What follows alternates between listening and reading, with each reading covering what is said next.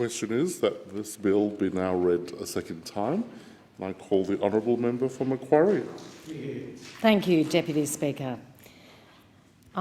This is a bill that's going to save lives. It's going to save women's lives. It's going to save children's lives.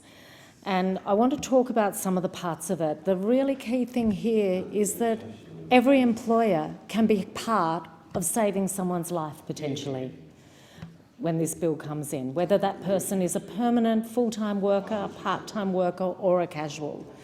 And we see people dismayed at the loss of life that occurs. Well, here is something tangible that every employer can be part of and will be required to be part of so that lives can be saved.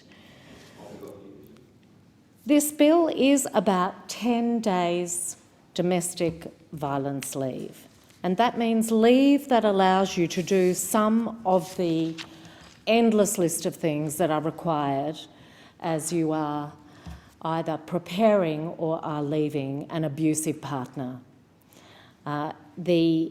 What we hear from frontline workers, and let's be very clear, they have been key to the success in raising awareness about what's needed here, because they have had the fortitude not just to work with women and children who are fleeing violent situations and to support them through their journey, but they've also advocated exceptionally hard over a very long time to ensure that people like me are aware of what's involved. And what they tell us is that leaving a violent relationship, even planning to leave a violent relationship, involves time and money. People need to find somewhere to live. And that is not an easy feat for anybody in even the best of circumstances right now.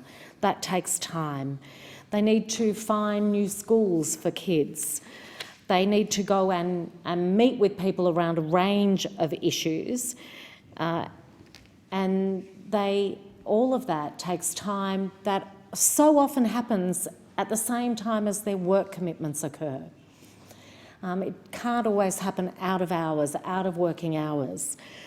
And so what this paid leave does is it means people no longer make a choice between safety and earning money. Because right now, that's the choice people have. They go, I want to be safe and my kids need to be safe, but that means I won't earn money this week. That's what we can fix. There are so many problems in this place where we say they're so big, how do we tackle it? Well, here is a really tangible, practical step that we can take and that we are taking, and we really hope that those opposite support us on this one. The principle behind this leave entitlement is really simple. It is about the rate that people would be paid, that they would have received had they not taken leave. Not just their base rate of pay, it's about getting what they would normally have received for that day's work. And that means whether they are a permanent worker or a casual, what would they have received that day? Once this law is in place, the 10 days leave will be provided up front from the day that you start, allowing immediate access to the full entitlement of the leave. Again, there's no waiting period. There's no having to wait in a home with an abusive partner. You can actually go as soon as you are ready to go. This is about empowering women to be able to do this. One of the circumstances that has been raised with me as I've been talking with workers in this field about what a difference that this would make. Well, there are a couple of things that have been raised. One of the really key things is the detail and thought that's gone into this bill, and I heard comments from those opposite about, might need some more thought. This has been an extraordinarily detailed piece of legislation, and if my memory serves me right, I have a 52-page document that goes with it, that goes through a lot of the detail. But one thing that's been raised with me is about whether it's going to be noted on a payslip that domestic violence leave was taken. And there is no requirement in this legislation for it to appear on a payslip. An employer can quite rightly ask for evidence of the circumstance. So the employer has the capacity to do that. That might be a police report, might be some other sort of document that indicates the circumstances that the woman finds herself in. But there is no requirement to record it on a piece of paper. Now that makes a difference. That means that women who are planning to leave but who are under the control of a partner who looks at their payslip, who looks at why they didn't get a loading for that day, why weren't you there that day? It takes all of that out of it. There won't be any change in what the normal payslip would be, nor will there be any indication on the payslip that the leave has been accessed. So that's the level of detail and thought that has gone in to making sure that this saves lives and that there are no unintended consequences. One of the things I recognise, having had my own small business for 25 years, having grown up in my dad's small business, is that small business will need some time to adjust to this. And that's why this legislation does provide for around about 12 months so that we can work with small businesses so they're very clear of what the responsibilities and the requirements are, but what a difference it will make potentially to their employers. I want to give one example of what a small business in my community did in recent years. One of their workers was a victim of domestic and family abuse, and that person wanted to leave the area. Now, this was a valuable employee, and quite frankly, right now, every employee is of value to the business they work in. And this employer, who I won't disclose, deliberately supported their worker several years ago so that they could relocate to another city, but they could maintain their employment. This is pre-COVID. This is before working from distance was a much more normal thing to do. And that's the level of support that employer gave. And they are not alone. Small businesses are supporting their workers because they value their workers as they go through traumatic domestic violence situations.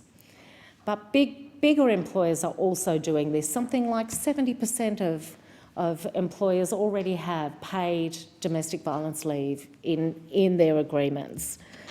So we recognise that for small businesses, there'll need to be some lead time, particularly small businesses.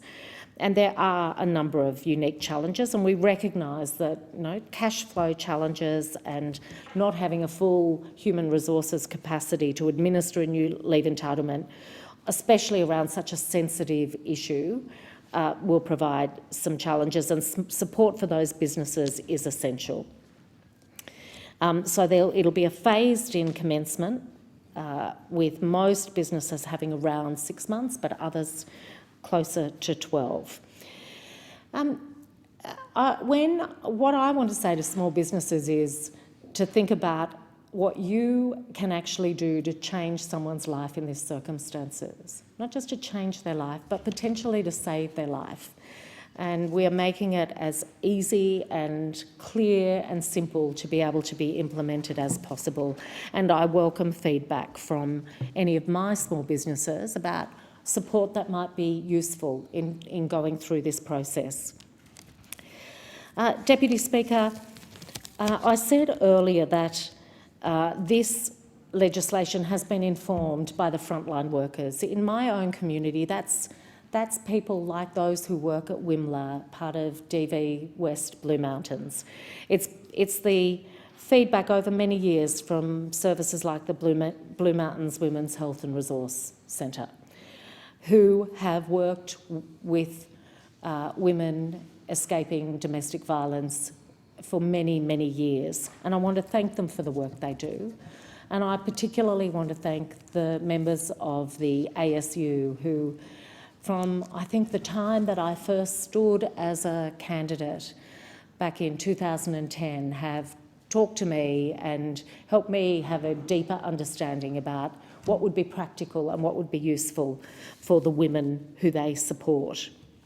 I hope that they get to see the benefits of this before any of us, because they're the ones on the front line who try and find a way forward for so many women. There's never enough support. There's always too many women in need.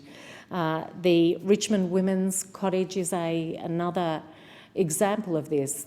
Every one of my services tells me that COVID has seen a massive increase in women reaching out for help.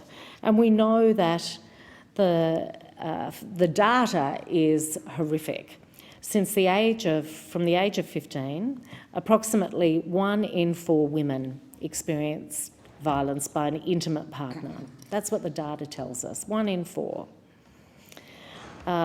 First Nations women are 32 times as likely to be hospitalised due to family and domestic violence than non-Indigenous women. So we see yet another level of trauma there.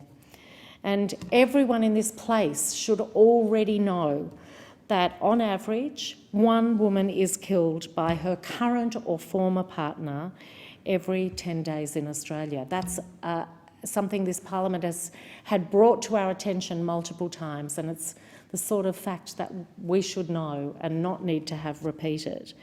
But they're the facts that inform this piece of legislation, but it wouldn't be happening without those frontline workers. So I want to finish by thanking them for what they do year in, year out.